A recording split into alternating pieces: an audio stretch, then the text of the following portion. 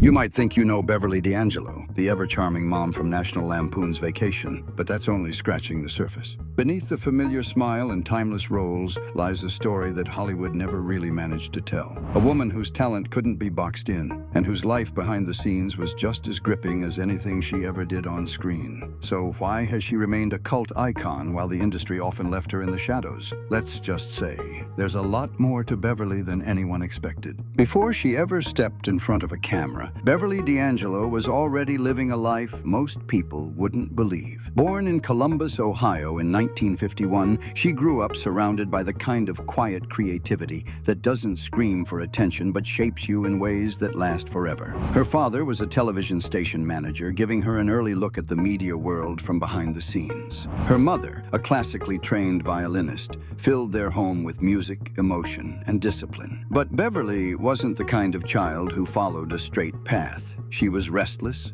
curious, and had a spark that couldn't be contained by one art form. Instead of heading straight into acting, she took a left turn. In her early 20s, she worked as an animator at a studio in Canada, spending long hours sketching frame by frame. That alone would have been an unusual start for a future Hollywood star. But Beverly didn't stop there. Not long after, she hit the road as a backup singer for Ronnie Hawkins, the Canadian rockabilly legend who also helped launch the band. Picture that, a young woman with wild talent, traveling with musicians, living the kind of gritty, spontaneous life that most actors only pretend to understand. She wasn't chasing the spotlight. She wasn't auditioning or trying to break into the industry. In fact, Hollywood wasn't even on her radar yet. She was just following whatever creative energy pulled her next. That might be the most telling thing about Beverly D'Angelo. She didn't aim to be famous. She just couldn't stop making things, exploring new worlds, and saying yes to experiences that didn't always make sense on paper. But as unpredictable as her path was, it was only a matter of time before Hollywood noticed. Hollywood doesn't always reward raw talent. Sometimes it takes the right role at the right moment. And even then, recognition is never guaranteed. For Beverly D'Angelo, her entry into film wasn't some carefully plotted career move. It was more like another creative detour, one she took almost by accident. But it didn't take long before people started paying attention. Her first handful of roles in the mid to late 1970s didn't exactly make headlines. She appeared in small TV parts in low-profile films, quietly learning the rhythms of screen acting. But in 1979, everything changed. That year, she landed a major role in Hair, the film adaptation of the revolutionary Broadway musical. It wasn't just a big production. It was a loud, countercultural statement, and Beverly played the free-spirited, sensual Sheila with a kind of uninhibited boldness that caught critics off guard. She wasn't playing it safe, and it showed. But her real breakout came 1 year later, in 1980, when she starred in Coal Miner's Daughter, the acclaimed biopic about country legend Loretta Lynn. Beverly played Patsy Cline, Lynn's mentor and friend, and the performance was nothing short of magnetic. She didn't just mimic Patsy, she embodied her. The accent, the presence, the subtle emotional undertones. Every detail felt lived in and heartbreakingly authentic. What made the performance even more shocking? Beverly did her own singing, and it was flawless. That role earned her a Golden Globe nomination and cemented her reputation as a serious actress, at least among those paying close attention. But for all the praise, something strange happened. Instead of skyrocketing into leading lady status, Beverly's career took a more complicated turn. Hollywood didn't quite know where to put her. She wasn't a traditional beauty in the classic polished mold they preferred for romantic leads. She had edge, depth, a kind of unpredictable spark that made her too dangerous for the cookie-cutter roles women were typically offered. Producers admired her skill,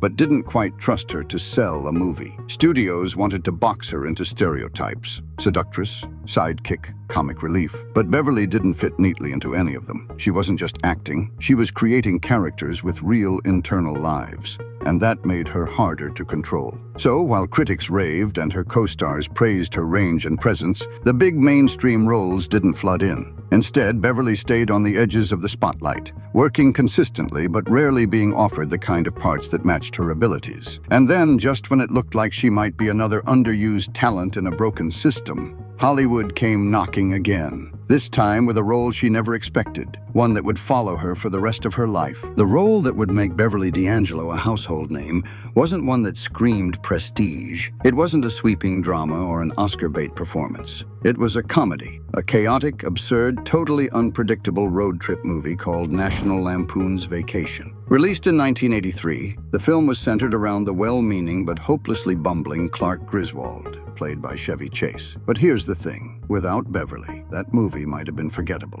As Ellen Griswold, Beverly brought warmth, intelligence, and just enough sarcasm to balance out the madness. She wasn't written to be the center of the story, but she became its emotional anchor. While Clark fumbled through one disaster after another, Ellen was the one who kept the family and the audience grounded. She had timing, she had charm, and most importantly, she had chemistry with Chevy Chase that couldn't be faked. What most people don't know is that Beverly almost turned the role down. At the time, she was wary of being pigeonholed into wife roles, especially in a comedy that could have easily made her a one-dimensional background character. But something about the script and the opportunity to work with director Harold Ramis convinced her to take a risk. It paid off in ways no one could have predicted. The movie was a smash hit. Audiences loved the Griswolds, and critics took note of Beverly's ability to make Ellen feel like more than just a prop to Clark's antics. She brought credibility to a film that could have easily veered into cartoonish territory. And then came the sequels: European Vacation, Christmas Vacation, Vegas Vacation, each one crazier than the last, and yet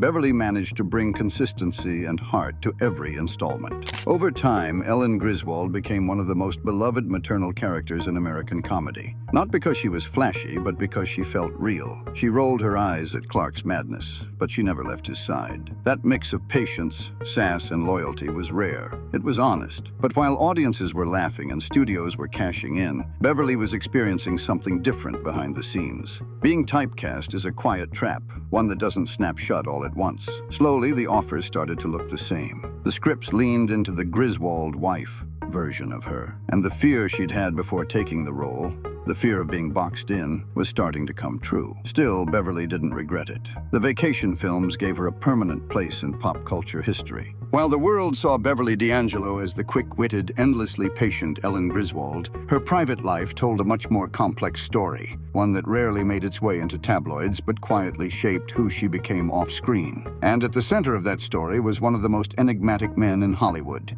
Al Pacino. Their relationship wasn't a whirlwind romance designed for red carpets or magazine covers. It was private, intense, and surprisingly grounded. Beverly and Pacino started dating in the mid-1990s, long after he had become a Hollywood legend, and she had cemented her status as a household name. But instead of chasing attention, they built a life far away from the spotlight. No headline-making scandals, no public declarations, just two powerful, creative people navigating fame in their own way. Together, they had twins, Anton and Olivia, born in 2001 via IVF, when Beverly was nearly 50 years old. It was a decision that raised eyebrows at the time, especially in an industry that tends to place expiration dates on women. But Beverly didn't care. She wanted to be a mother, and she made it happen on her terms. In interviews years later, she admitted that her entire focus shifted when the children arrived. Hollywood took a back seat. Fame was never as important as being present. Despite their deep bond, Beverly and Pacino never married. It wasn't out of rebellion or avoidance, according to her. They simply didn't need that label to define their relationship. But that choice came with consequences. When their relationship ended in the mid-2000s, it didn't fade quietly. A bitter custody dispute followed, with headlines suddenly flooding in after years of intentional privacy. For someone as fiercely independent as Beverly, the legal battle was brutal. She fought not just for custody, but for the ability to shape her children's future in a way that aligned with her values. Through it all, she never used the press to sway opinion. She never turned the fight into a media circus. Instead, she kept working, kept parenting, and kept moving forward. It was a reminder that beneath the roles and reputation was a woman with convictions and limits. And while the public debated why she'd ever leave someone like Al Pacino, Beverly knew something they didn't. Some things are bigger than image, bigger than fame. She wasn't chasing a perfect love story. She was building a life and protecting it at any cost. But just as she tried to reclaim control in her personal world, the industry she'd long served started shifting, and not necessarily in her favor. Beverly D'Angelo was never afraid to step outside the mold. But in Hollywood, refusing to play by the rules often comes at a cost, especially for women. And as the years went by, Beverly started to feel the weight of that system pressing back. Despite her range, intelligence, and critical acclaim, the roles she was offered began shrinking. Not in number, but in depth. Suddenly it seemed like Hollywood only wanted one version of her, and it wasn't the one she was interested in giving. Casting directors often couldn't figure out where she belonged. She was too sensual for dramas, too intense for rom-coms, and too sharp to be reduced to background characters. Her image didn't fit into the tidy categories the industry relied on. Beverly wasn't the ingenue, the housewife, or the quirky sidekick. She was all of them, and none of them. And that scared people, because when someone doesn't fit into the system, it's easier to push them out than to rewrite the system. She lost out on roles that could have redefined her career. Some she was never even considered for, despite being objectively qualified. In other cases, producers told her flat out she didn't match the tone of a project. Translation: she was too much of something they didn't quite understand. It wasn't about talent, it was about perception. In interviews, Beverly began to speak out, never bitterly, but with clarity. She talked about how women were often written out of their own stories once they passed a certain age, how intelligence was often mistaken for defiance, and how the industry liked women who were agreeable more than those who were authentic. She never named names. She didn't have to. The system spoke for itself. What made it worse was how quickly her versatility was forgotten. This was a woman who could sing Patsy Cline live, improvise with comedy legends, and hold her own in dark, dramatic roles. But all of that started to be overshadowed by one label: Chevy Chase's on-screen wife. It wasn't an insult, but it wasn't the whole picture either. To some, it looked like her career had plateaued. But Beverly wasn't done. She just needed a project that would let her remind the world of what she was capable of. And in time, that chance would come. But not before years of watching lesser performances get celebrated, while her talent went underused. For most people, that kind of quiet erasure would be enough to step away. But Beverly didn't walk away. She stayed in the game. And when the right role finally came along, she didn't just return. She made sure people couldn't look away. For a while, it seemed like Hollywood had quietly moved on from Beverly D'Angelo. The offers slowed. The roles got smaller. But Beverly wasn't the type to fade out or play the victim. She didn't need to announce a comeback. She just kept showing up, doing the work, and waiting for the right stories to find her. And when they did, she reminded everyone exactly why she never should have been sidelined in the first place. Her later career resurgence didn't happen with one single role. It came in waves. In the 2000s, she made a surprise splash on HBO's Entourage, playing a no-nonsense, unapologetically tough Hollywood agent. It was a far cry from Ellen Griswold, and that was the point. The character was sharp, commanding, and hilariously crude. Everything Beverly had been told not to be earlier in her career.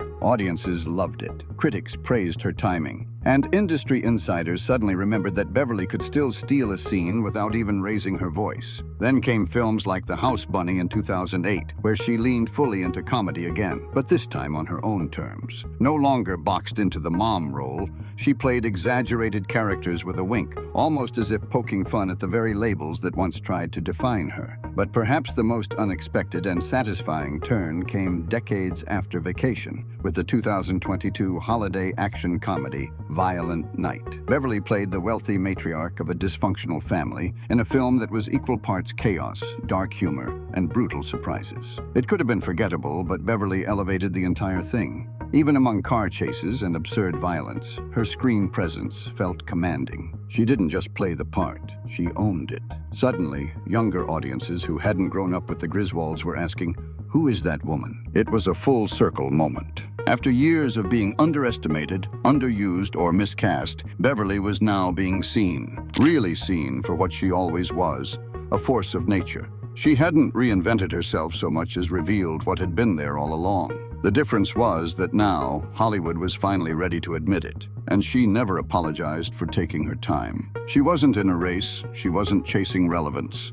She was doing what real artists do, evolving, adapting, and never compromising what made her original in the first place. But even with the renewed attention and new fans discovering her legacy, Beverly never tried to reshape her image. If anything, she leaned harder into who she really was: sharp, funny, real, and entirely uninterested in Hollywood's approval. What the industry once called difficult, audiences were now calling iconic. There's something about Beverly D'Angelo that doesn't fit into neat categories, and that's exactly what makes her unforgettable. She never relied on gimmicks or image makeovers. What truly set her apart wasn't just her acting or her resume, it was her voice, both literally and metaphorically. Her smoky, distinctive tone made even the most ordinary dialogue sound layered. She could deliver a line that should be forgettable and instead make it sting or land with a wink. That voice, trained by years in music and performance, became one of her most underrated tools. But her real power came from something even harder to define: her sense of humor.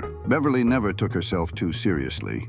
even when the industry did or didn't. In interviews, she was candid, irreverent, and often hilariously blunt. She told stories that other celebrities would tiptoe around. In recent years, Beverly's online presence became an unexpected hit. Her posts aren't curated or polished. They're chaotic, funny, smart, and completely her. She's not trying to be trendy or appeal to younger audiences. She's just sharing her thoughts, sometimes with humor, sometimes with sarcasm, and always with that unmistakable edge. And the reaction has been surprising. People love it. Fans from every generation comment things like, "Where has she been all my life?" or "She's a whole vibe." Without trying, Beverly has become exactly what younger audiences crave: authenticity. That authenticity also makes her interviews must-watch material. She doesn't repeat polished sound bites. She tells strange, detailed, brutally honest stories about working with difficult directors, about being ignored in rooms full of men, about what it means to be underestimated and what it takes to stay relevant without selling out. And she tells them all with humor,